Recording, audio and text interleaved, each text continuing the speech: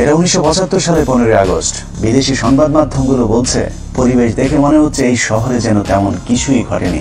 And this is how Dhaka looks today. The same tanks on the streets, soldiers still on guard, and yet it is almost as if nothing had happened. কিন্তু আজকের পরিস্থিতি সম্পূর্ণই ভিন্ন। শেখ মুজিবের নাম ধরে কথা বলাও যেন এখন মহা অপরাধ। কিন্তু সেদিন গোলাবারুদ ছাড়া কামান নিয়ে কর্নেল ফারুক শেখ মুজিবের গোষ্ঠী শুদ্ধ রফা দফা করে দিলেও শেখ মুজিবের এত ভালোবাসার মানুষেরা একজন এগিয়ে আসেনি। কেউ কোনো পদক্ষেপ নিল না। ওই লাশ পড়ে থাকলো 32 নম্বরে। ধরে নিলাম অবস্থা ভয়াবহ খারাপ ছিল, কিন্তু কখনো কি চিন্তা করে দেখেছেন যে দেশে সালমান শাহের মতো একজন চিত্রনায়ক মারা যাবার পর শোকে 7 জন মানুষ আত্মহত্যা করতে পারে, সেই দেশে এমন একজন মুজিব প্রেমীও কি ছিল না, যিনি কিনা মুজিবের ভালোবাসায় অন্তত আত্মহত্যা করতে পারত? আসলে শেখ মুজিবের প্রতি এখনকার আলগা প্রীতি আর তখনকার পরিস্থিতি ছিল সম্পূর্ণ ভিন্ন রকম। একটি মানুষ ছিল না সাহস করে এগিয়ে আসা, একটি মানুষ ছিল না প্রতিবাদ করার। 15 আগস্ট থেকে 16 আগস্ট ওই লাশ পড়েছিল। কেন কেউ এগিয়ে আসেনি সেটাই আজকের অনুসন্ধানের মূল বিষয়। আজকে যারা শেখ হাসিনাকে দেখছেন তাদের অনেকেরই ধারণা শেখ হাসিনা খারাপ হলেও মুজিব খুবই ভালো মানুষ ছিলেন, কিন্তু বাস্তবে শেখ হাসিনা তার পিতার ডুপ্লিকেট কার্বন কপি। দুজনেই পেছনে তেল দিতে পছন্দ করতেন, কিন্তু সমালোচনা সহ্য করতেন না। হাসিনার মতো শেখ মুজিবুর দুর্নীতিবাজ, তেলবাজ আর চোর বাটপার নেতাদের কাছে রেখে যোগ্যতা সম্পূর্ণ সৎ মানুষগুলোকে সরিয়ে দিয়ে নিজের বিপদ নিজেই ডেকে এনেছিলেন।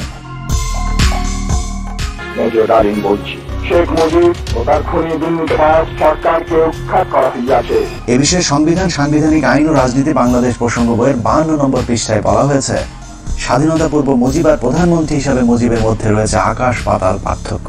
বঙ্গবন্ধু হিসাবে মুজিব ছিলেন চমৎকার, কিন্তু প্রধানমন্ত্রী হিসাবে অত্যন্ত দুর্বল। সেই সরকার অনেক ভুল করেছে এবং সেটা আমাদের অর্থনীতিতে ভীষণভাবে আঘাত করে। বইটির 161 নম্বর পৃষ্ঠায় বলা হয়েছে, মুজিব সারা জীবন গণতন্ত্রের জন্য সংগ্রাম করেছেন, কিন্তু ক্ষমতায় যাবার পর তিনি গণতন্ত্রকে প্রাতিষ্ঠানিক রূপ দিতে চাননি। এভাবে স্বাধীনতা পূর্ব বঙ্গবন্ধু আর স্বাধীনতা পরবর্তী স্বৈরাচার মুজিবের মাঝে বিস্তর ফারাক দেখা যায়।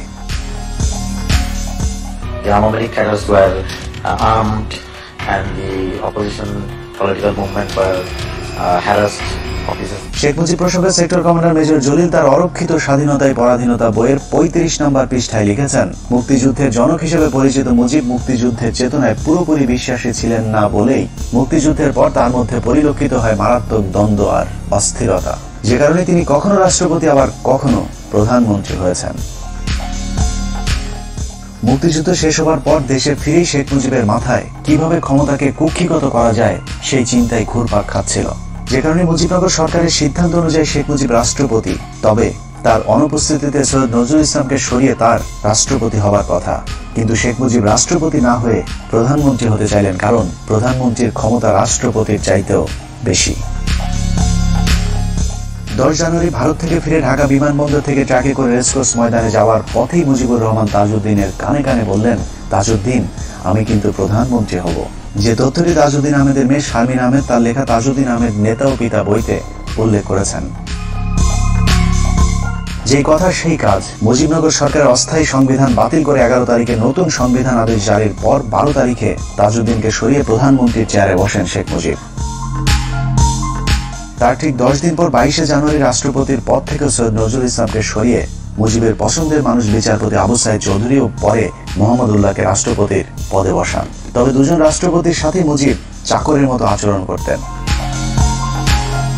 সংবিধান, সাংবিধানিক আইন ও রাজনীতি বাংলাদেশ প্রসঙ্গ বইয়ের 47 নম্বর পৃষ্ঠায় বলা হয়েছে, 72 থেকে 75 শেখ মুজিব প্রধানমন্ত্রী থাকাকালীন দুজন রাষ্ট্রপতির একজনকেও তিনি পাত্তা দিতেন না। মুজিবের অগণতান্ত্রিক ও অসাংবিধানিক কাজের বিরুদ্ধে কথা বলার সাহস ছিল না তাদের। একই পৃষ্ঠায় বলা হয়েছে, মুজিব আর ক্যাবিনেট সদস্যদের সম্পর্ক ছিল প্রভু আর ভৃত্যের মতো। ক্ষমতা পেয়ে বদলে যাওয়া মুজিবের একনায়কতন্ত্রের বিরুদ্ধে যে যখন প্রতিবাদ করেছে তাকেই তিনি তখন শায়েস্তা করেছেন। স্বাধীনতার দলিলপত্রের প্রথম খণ্ডে শেখ মুজিবের মাস্তানির এক ভয়ঙ্কর বর্ণনা তুলে ধরা হয়েছে, যেখানে বলা হয়েছে 1972 সালের 11 এপ্রিল কে ওবায়দুর রহমান সংসদে বলেন, এই পরিষদ যদি সার্বভৌম না হয় তাহলে মন্ত্রিসভার ক্ষমতার উৎস কোথায়? মাননীয় স্পিকার, আমার দাবি অবিলম্বে এই গণপরিষদকে স্বাধীন বাংলাদেশের পার্লামেন্ট হিসেবে ঘোষণা করা হোক। একথা বলার সময় তাকে বারবার থামিয়ে দিচ্ছিলেন মুজিবের তেলবাজ স্পিকার আব্দুল মালেক উকিল। স্পিকার কোনোভাবেই কে ওবায়দুরকে থামাতে না পারলে শেখ মুজিব স্পিকারকে বলেন, মেম্বারদের একটা বিষয়ে হুঁশিয়ার করতে চাই, স্পিকার যখন কথা বলেন তখন আর কারো কোনো কথা বলার অধিকার নাই, বললে তাকে পরিষদ থেকে বের করে দিতে পারেন। অথচ সংসদের ভেতরে স্পিকারকে প্রধানমন্ত্রী এ ধরনের আদেশ নির্দেশ সম্পূর্ণভাবে বেআইনি। শেখ মুজিবের স্বৈরতন্ত্রের বিরুদ্ধে আরো অনেকেই কথা বলা শুরু করলে বিক্ষুব্ধ গণপরিষদ সদস্যদের শায়েস্তা করবার জন্য শেখ মুজিব ভয়ঙ্কর এক অদ্ভুত আইন তৈরি করেন, যার নাম গণপরিষদ সদস্য পদ বাতিল আদেশ। জনগণের দ্বারা নির্বাচিত প্রতিনিধিদের বিরুদ্ধে এ ধরনের আইন আজও পর্যন্ত পৃথিবীতে বিরল। এই আইনের মাধ্যমে শেখ মুজিব যখন যাকে ইচ্ছে হয়েছে গণপরিষদ সদস্যের পদ থেকে বহিষ্কার করেছেন। আইনটি পাশের মাত্র 3 মাসের মধ্যে 46 জন এমপিকে বরখাস্ত করেন একনায়ক মুজিব। একের পর এক শেখ মুজিবের স্বৈরতান্ত্রিক আইন পাশের বিরুদ্ধে তৎকালীন তরুণ parliament member barrister Amirul Islam Sheikh মুজিবকে বলেন, আপনি একা এ ধরনের আইন তৈরি করতে পারেন না। কোন আইন তৈরি করতে হলে অবশ্যই আইন পরিষদের অনুমতি নিতে হবে। এতে ক্ষিপ্ত হয়ে মুজিব আমিরুল ইসলামকে বলেন, তুমি একজন অদক্ষ যুবক, তুমি দেশ পরিচালনার কি জ্ঞান রাখো? একই পৃষ্ঠায় বলা হয়েছে, মুজিব জরুরি অবস্থার ভয় দেখিয়ে বলেন, আমি চাইলে 3 বছরের জন্য কোনো কথা হবে না, কোনো সমালোচনা সহ্য করা হবে না, কোনো গণতন্ত্র চলবে না। যে কারণে বইটির 161 নম্বর পৃষ্ঠায় শেখ মুজিবকে মাতাল মদখোর ড্রাইভারের সাথে তুলনা করা হয়েছে। বিখ্যাত ইতিহাসবিদ ব্যারিস্টার আব্দুল হালিম তার বইতে লিখেছেন, মুজিব ছিল প্রাতিষ্ঠানিক শিক্ষাহীন নেতা, গণতন্ত্রে অশিক্ষিত মূর্খ নেতা হলো মাতাল ড্রাইভারের মতো। শেখ মুজিবের করুণ পরিণতির জন্য যে আইনটি নিয়ামক হিসাবে ভূমিকা পালন করেছে তা হলো রক্ষী বাহিনী অ্যাক্ট। 1972 সালের 8 ফেব্রুয়ারি ভয়ঙ্কর জাতীয় রক্ষী বাহিনী আইন পাশের মাধ্যমেই সেনাবাহিনীকে খেপিয়ে তুলেছিলেন Mujib. State apparatus and physical force. So Rakhi Bahini was launched. The Awami League cadres were armed, and the opposition political movement were harassed. সেনাবাহিনী যেন তাকে কখনো ক্ষমতা থেকে সরাতে না পারে, সেজন্যই মূলত তিনি সেনাবাহিনীর আদলে এই বাহিনী গড়ে তোলেন, যা পৃথিবীর ইতিহাসে আজ পর্যন্ত কোন রাষ্ট্রপ্রধান করেননি। এ প্রসঙ্গে শেখ মুজিবের রাজনৈতিক সহচর মিজানুর রহমান চৌধুরী লিখেছেন, রক্ষী বাহিনীর তত্ত্বাবধানের দায়িত্ব ছিল শেখ মুজিবের রাজনৈতিক সচিব তোফায়েলের উপর, যে কারণে রক্ষী বাহিনীর পোশাক সহ যে কোনো সুযোগ সুবিধা খুব দ্রুত শেখ মুজিবের কাছ থেকে অনুমোদন করানো যেত। কিন্তু সেনাবাহিনীর ক্ষেত্রে তা ছিল সীমিত। সামরিক বাহিনীর প্যাটার্নে রক্ষী বাহিনী গঠন হলেও তাদের কর্তব্য পালনে কিংবা ক্ষমতা প্রয়োগের উৎস হিসেবে সংসদের কোনো আইন ছিল না। এক পর্যায়ে রক্ষী বাহিনীকে আইন শৃঙ্খলা রক্ষায় পুলিশের মতো দায়িত্ব দেওয়া হয়, বিশেষ করে জাসদ কিংবা চীনপন্থীদের অর্থাৎ ভারত বিরোধীদের দমন করার জন্য নামানো হয়। কিন্তু এ কাজে গিয়ে তারা যে বাড়াবাড়ি করে তাতে জনগণের কাছে আতঙ্কের এক মূর্ত প্রতীক হয়ে দাঁড়িয়েছিল রক্ষী বাহিনী। পাশাপাশি সেনাবাহিনীরও হিংসার পাত্র হয়ে দাঁড়ায়। কেউ কেউ এমন কথা বলেছে যে এর চেয়ে পাকিস্তান আমলই তো ভালো ছিল। মুজিব ক্ষমতায় টিকে থাকার জন্য হাজার হাজার রাজনৈতিক কর্মীকে হত্যা করে, জাসদের 10,000 কর্মীকে জেলে রাখে, মোশাররফ হোসেনকে হত্যা করে, সিরাজ শিকদারকে হত্যা করে। সশস্ত্র রক্ষী বাহিনীর এসব সন্ত্রাসী কার্যকলাপকে প্রতিহত করতেই সশস্ত্র জাসদ গণবাহিনী প্রতিষ্ঠা অনিবার্য হয়ে পড়েছিল।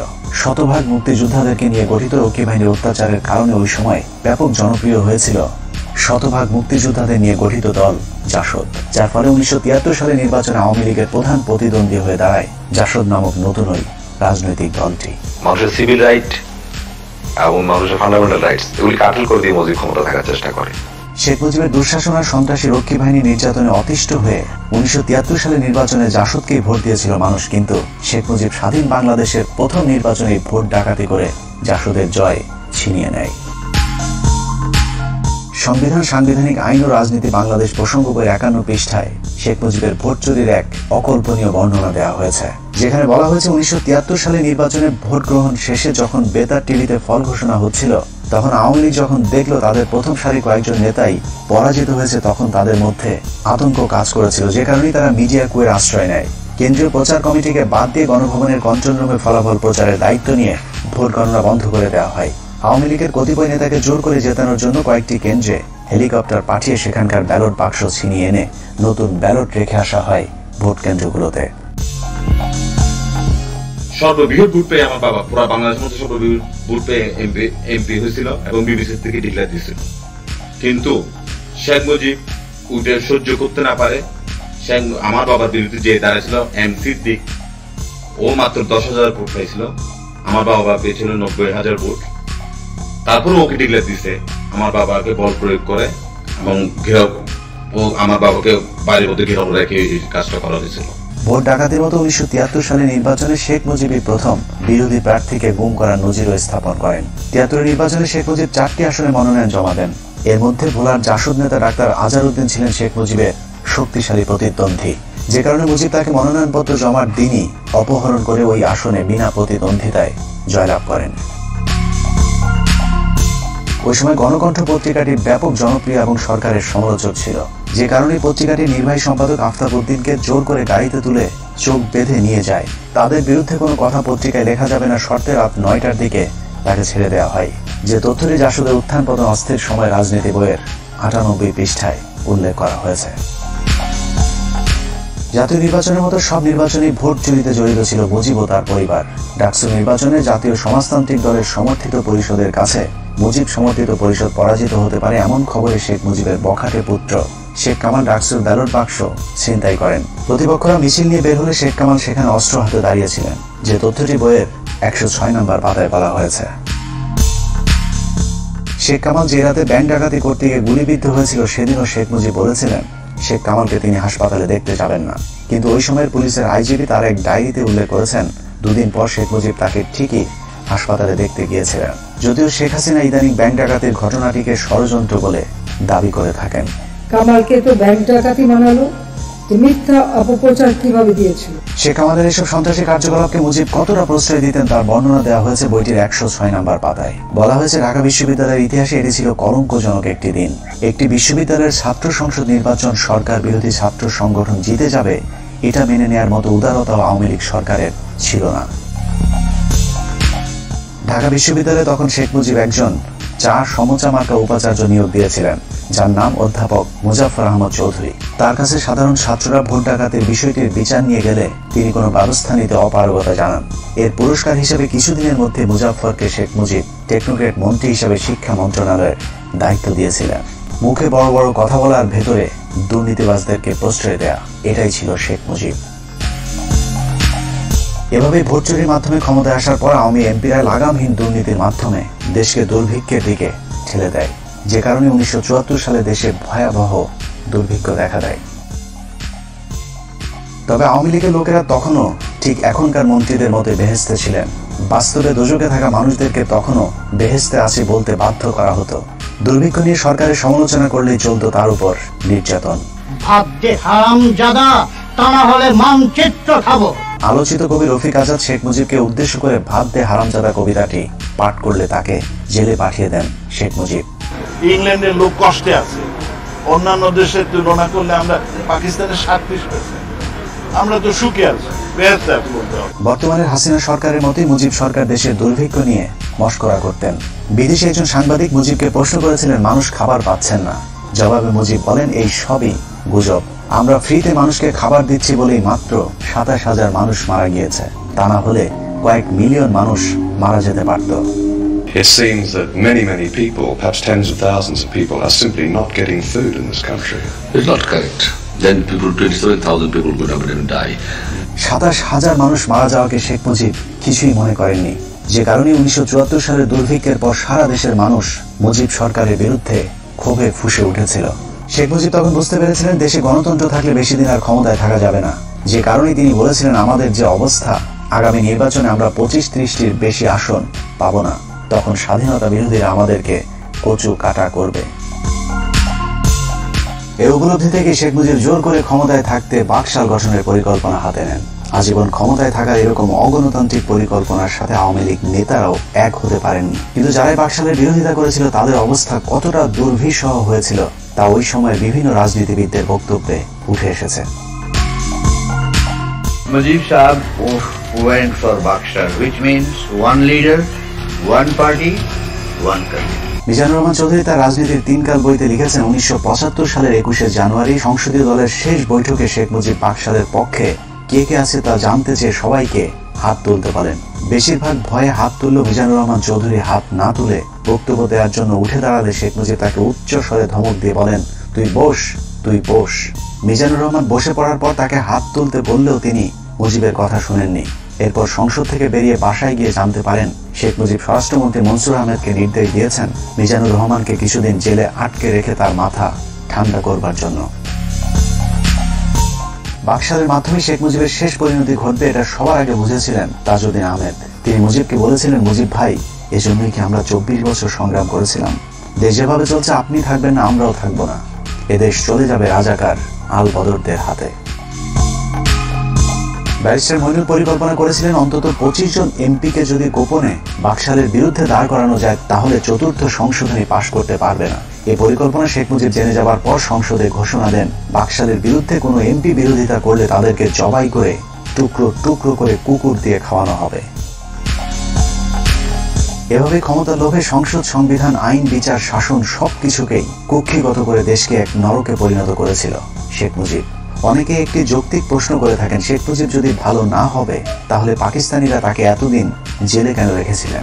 লম্বা সময় জেল খাটলে যদি কেউ জাতির পিতা হয়ে যায় তাহলে পিচ্চি হান্নান কাইল্লা মজিদ কিংবা সুইডেন আসলামকেও আওয়ামী লীগের বাপ ডাকা উচিত। কোনো সন্দেহ নেই শেখ মুজিব একজন সাহসী নেতা ছিলেন, যে কারণে বিরোধী দলে থাকাকালীন পাকিস্তানি সরকারের বিরোধিতা করে বারবার তিনি জেলে গিয়েছেন। তার জন্য মানুষের কাছে ভালোবাসার বঙ্গবন্ধু উপাধিও পেয়েছিলেন। কিন্তু সাহস আর সততা এক জিনিস না। পৃথিবীর যত চোর, বাটপার, বদমাইশ, সন্ত্রাসী আছে তারা সকলেই অবশ্যই সাহসী। শেখ মুজিব সাহস দেখিয়েছিলেন, কিন্তু ক্ষমতায় যাবার পর তার সততা দেখাতে পারেননি। যদিও মুখে তিনি সবসময় সততার বলি আওড়াতেন।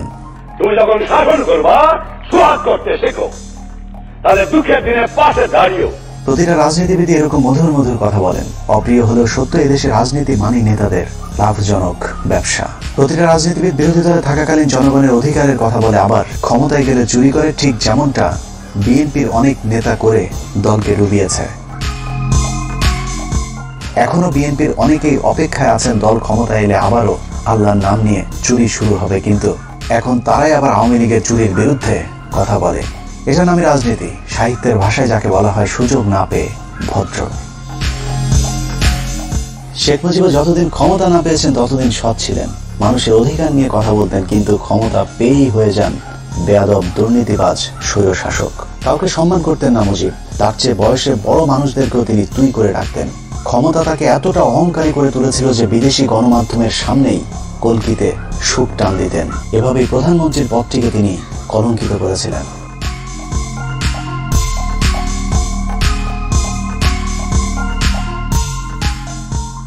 এসব কারণে মুজিবের মৃত্যুতে কেউ এগিয়ে আসেনি। সারা দেশের মানুষ মিষ্টি বিতরণ করে খেয়েছিল। ঢাকা শহরের কোনো দোকানে সেদিন মিষ্টি খুঁজে পাওয়া যায়নি। একটি মানুষ ছিল না প্রতিবাদ করার? কেন করতে পারেনি? এত বড় সংগঠন, এত সমর্থক, এত লোক, কেউ তো একটা কথা বলার সাহস পায়নি। খোদ আওয়ামী নেতারাও তার লাশ দেখতে যাননি। এতদিন মুজিবের চামচামু করা স্পিকার আব্দুল মালেক উকিল বলেছিলেন, জাতি ফেরাউনের কবল থেকে মুক্তি পেল। মুজিবের কাছের সহচর আতাউর রহমান খান 15 আগস্টকে নাজাত দিবস ঘোষণা করেছিলেন। শেখ মুজিবুর রহমানের বিরুদ্ধে যা করছে তারা তাকে যারা খুন করলো, মাওলা দয়া করিয়া শেখ মুজিবুর খুনিদেরকে জান্নাতের বাগান বানাই দাও। 1975 সালে বাঙালি ফেরাউনের হাত থেকে নাজাত পেয়েছিল, আর 2022 সালে নমরুদের মায়ের হাত থেকে নাজাত চাই। আল্লাহ হাফেজ।